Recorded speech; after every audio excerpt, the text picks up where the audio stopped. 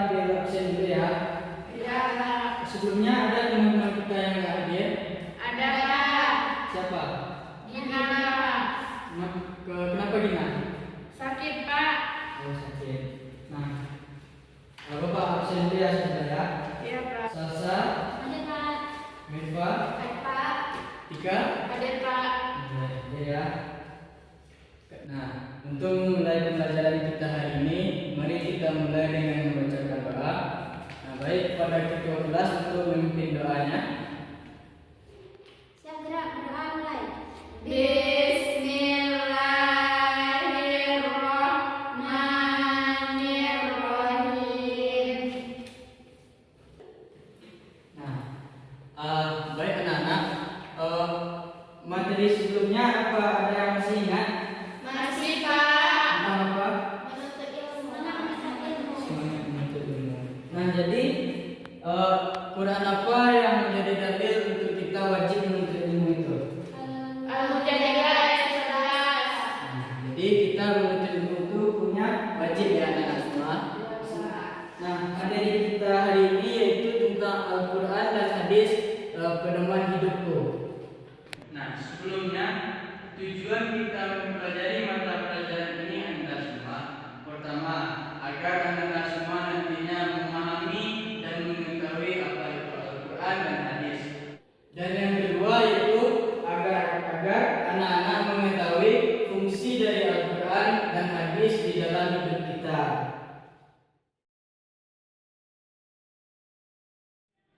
Al-Quran dan hadis pedoman hidupnya.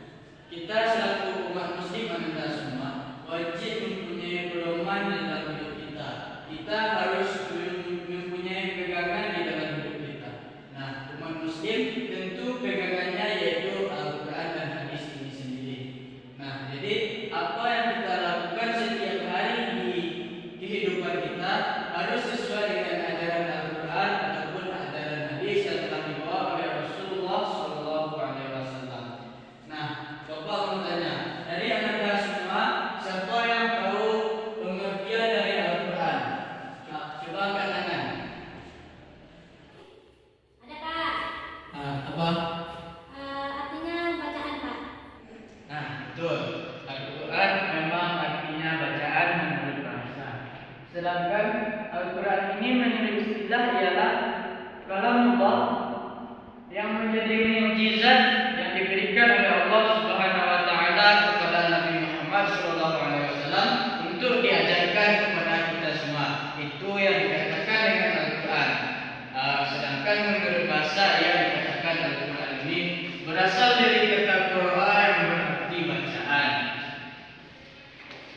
Nah, Al-Quran ini mempunyai banyak nama. Antara lain yaitu nama Al-Quran yang satu Al-Furqan dan yang kedua Asy-Syifa. Ada yang tahu apa itu Al-Furqan dan Asy-Syifa ini? Saya, Pak. Nah, ya.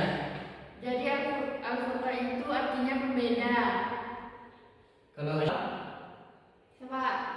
Penyembuh, Pak. penyembuh. Nah, bentar. Nah, iya saudari Mifa. Al-Quran ini mempunyai nama Al-Furqan dan Asy-Syifa. Yang pertama Al-Furqan. Al-Furqan ini artinya pembeda.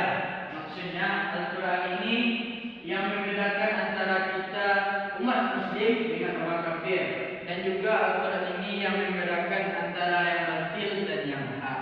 Nah, itu yang dikatakan Al-Furqan, nama lain dari Al-Quran. Selanjutnya Al-Quran ini juga disebut dengan Asy-Syifa. Asy-Syifa ialah penyembuh. Jadi siapa orang yang membaca Al-Quran tersebut akan menyembuhkan hatinya, akan membuat hatinya jadi tenang dan semua. Dan apapun penyakit bisa disembuhkan oleh Al-Quran itu sendiri. Betapa besarnya mulia Al-Quran tersebut, bisa menjadi penyembuh segala penyakit. Nah, anak-anak ada yang tahu tidak apa fungsi dari Al-Quran ini? Saya, Pak. Nah, apa? Sebagai hukum Islam yang utama, Pak. Yang lain? Saya, Pak. Apa tuh? Sebagai informasi yang tidak diketahui oleh Al-Quran, Pak. Nah, betul. Apakah masih ada yang tahu? Saya, Pak. Nah, apa? Sebagai petunjuk hidup manusia menuju jalan kebenaran. Nah, bagus. fungsi Al-Quran. Yang pertama, fungsi dari Al-Quran ini ialah sebagai sumber ajaran atau hukum di dalam Islam. Anda harus tahu, hukum di dalam Islam dasarnya ada 4. Yang pertama Al-Quran, yang kedua hadis, yang ketiga ijma, dan keempat qiyas. Itu dasar dari hukum Islam yang pertama. Selanjutnya fungsi Al-Quran sebagai konfirmasi dan informasi, dan segala sesuatu informasi mengenai Islam itu terdapat di dalam Al-Quran, baik informasi tentang ibadah, informasi tentang muamalah, dan informasi tentang segala hal di dunia ini itu terdapat di dalam Al-Quran. Dan tentunya Al-Quran ini sebagai petunjuk hidup Indonesia ke jalan yang lurus. Itu terdapat di Quran surat Al-Fatihah. Al-Quran ini sebagai petunjuk hidup manusia ke jalan yang lurus. Nah, selanjutnya hukum Islam yang kedua didasari oleh hadis, yaitu pedoman hidup kita. Yang kedua adalah hadis setelah Al-Quran. Secara bahasa, hadis ini berasal dari kata hadatsa yang berarti baru. Sedangkan menurut istilahnya, hadis ini segala sesuatu yang disampaikan kepada Rasulullah, baik itu perkataan, perbuatan, penetapan, sifat ataupun perjalanan Nabi, itu dinamakan dengan hadis. Jadi baik perkataan Nabi, perbuatan Nabi, ketetapan sifat Nabi itu dikatakan dengan hadis. Contoh hadis yang tadi perkataan Nabi diawali dengan kata-kata qala, itu hadis. Seterusnya, anak-anak ada yang tahu tidak apa fungsi hadis terhadap Al-Quran? Saya, Pak. Ya, sama-sama. Menetapkan hukum yang belum terdapat dalam Al-Quran, Pak. Apakah masih ada yang mengetahui?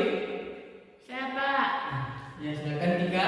Untuk membatasi keumuman ayat Al-Quran.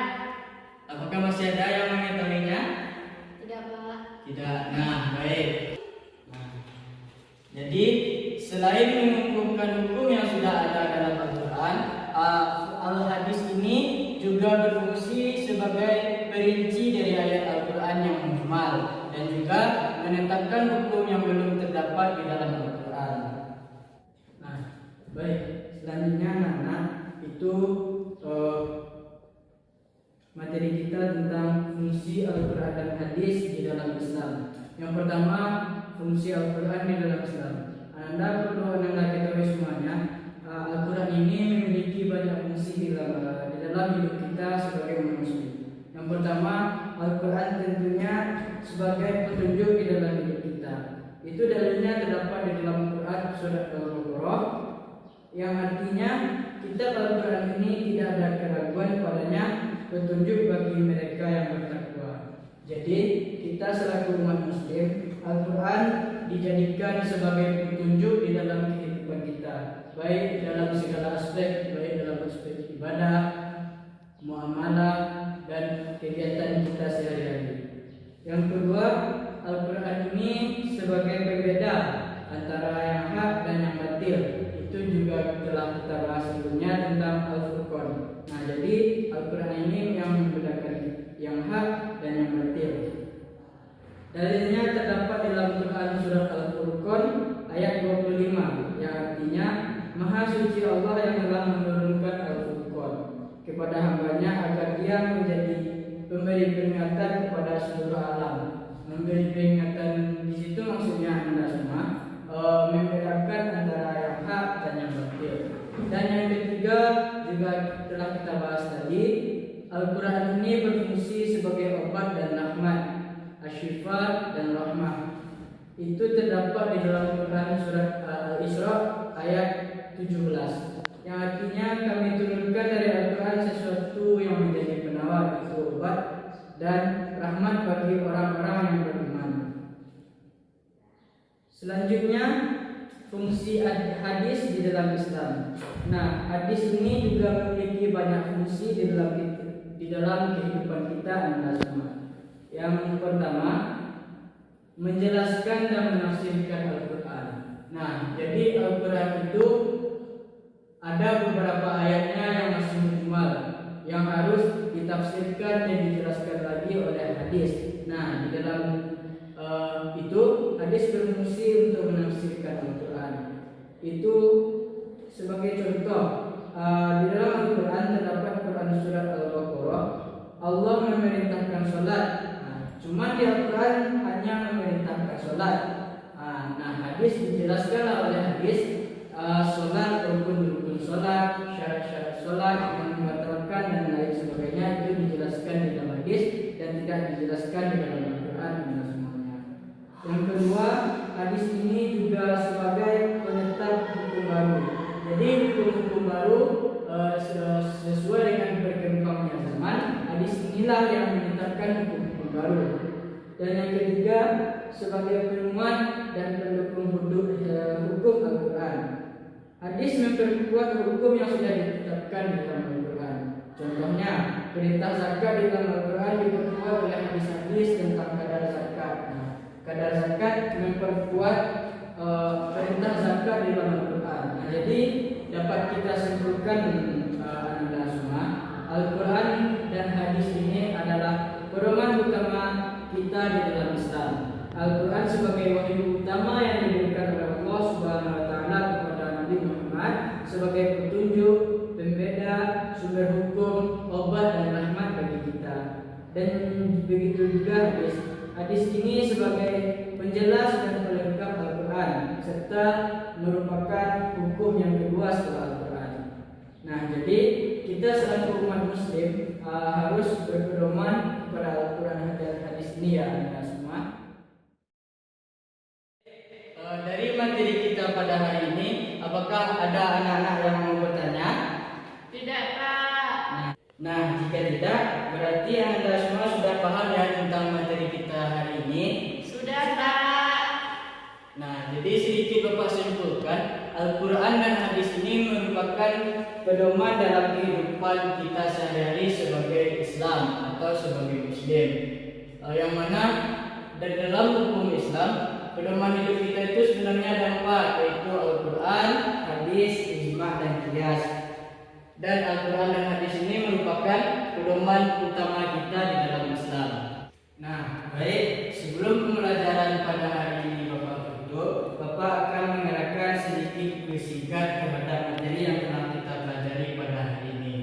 Yang pertama, apa itu pengertian Al-Quran? Siapa yang tahu? Saya, Pak. Al-Quran adalah kalam Allah yang mukjizat dan diturunkan ke dalam hati Nabi Muhammad. Baik, bagus sekali Sasa. Selanjutnya pertanyaan dari Bapak, apa nama lain dari Al-Quran? Siapa yang tahu? Saya, Pak. Silakan Pak. Al-Furqan pembeda, Al-Syifa penyembuh, Pak. Nah, baik, bagus. Selanjutnya, fungsi dari Al-Quran siapa yang tahu? Saya, Pak. Jadikan Yaitu sebagai petunjuk bagi manusia menuju jalan yang lurus atau jalan kebenaran. ya, jadi Al-Quran ini merupakan petunjuk kita ke jalan yang lurus. Nah, baik. Jadi anak-anak semua sudah paham ya tentang Al-Quran dan hadis ini? Sudah, Pak. Sebelum kita pulang, Bapak sedikit ngasih tugas kepada anak-anak semua terhadap materi yang kita pelajari ini. Bapak akan ngasih secara pribadi LKPD, lembar kerja peserta didik yang akan anak-anak kerjakan di rumah nantinya.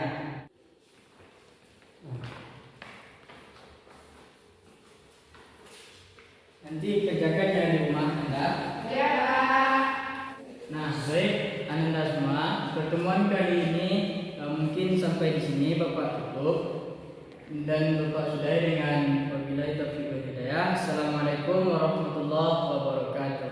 Waalaikumsalam warahmatullahi wabarakatuh. Sampai jumpa di pertemuan depan ya anak-anak. Ya, Pak.